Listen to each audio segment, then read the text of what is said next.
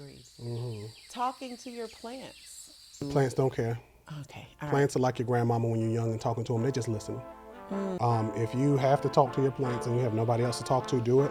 But the CO2 from your talking, they take it in, so it could benefit them a little bit, but it's not like a big help overall because the CO2 in the environment is more than what you're speaking.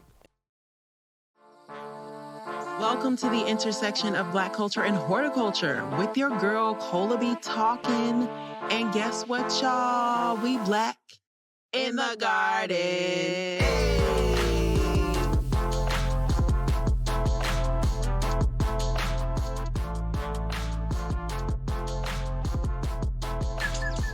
From WABE Studios, welcome to Black in the Garden, the intersection between Black culture and horticulture.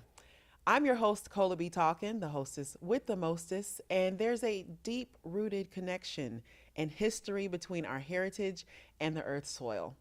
Journey with us in celebration as we explore topics ranging from keeping your plants alive to urban farming and ancestral gardening practices. On this podcast, we delve into all things farming, agriculture, gardening, landscaping, health, wellness, and my favorite, Blackness. Today, we're diving into a topic that is ever present all over social media, plant hacks. Our society has become quite obsessed with hacks as our lives become busier and more complicated. You've probably seen someone stick lemon seeds in a watermelon that sprouted a watermelon-y lemon tree or something equally absurd. But we're here to stop the plant hack. Wait, no, we're here to stop. What are we stopping today? The plant cap. We here to stop the plant cap, so I'm gonna be good today. I'm gonna be on task today. Yeah, he's understanding the assignment. So why don't you start by telling us a little bit more about your background and what sparked your interest in botany? So I'll start with my interest in botany. As a child, I loved plants. Always and forever, I've loved the plants. So growing up, New Bern, North Carolina, I did so many things with plants. They were just a part of my play. So that eventually, and my love and passion for science, all things sciences, eventually evolved into me saying, I want to be a plant biologist, right? I want to be a botanist. I want to do this thing called botany. I want to do something great with the world and plants, right? And over time, I had gotten my degree from North Carolina State University, my bachelor's of plant biology. I've worked in a couple of plant labs. I've worked using plants to produce vaccines, some tissue culture, and a lot of other cool stuff.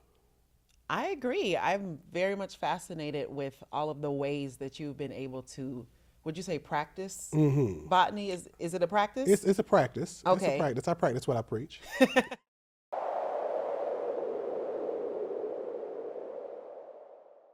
You ready for some rapid fire? Ooh, I love it quick. We're going to dive into our rapid fire moment.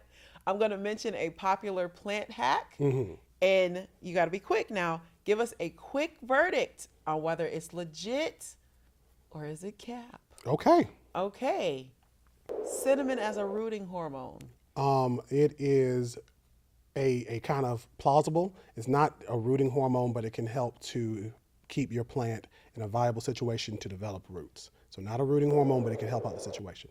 Watering plants with coffee. Watering plants with coffee. The smell of coffee can help prevent some pests, but it's temporary. But coffee is more beneficial for the microbes in your soil, not for your plants themselves. Nice. And it doesn't make the soil more acidic either. Okay, so are eggshells effective for boosting soil calcium levels? Yes, if you do them as a powder or broken up, that could be a year to several years. If you do it the liquid way we talked about earlier, it's immediate. Okay, there's levels to it. Whole nother level. Do banana peels make a good natural fertilizer? No. The only thing bananas were great at was being a song by Gwen Stefani.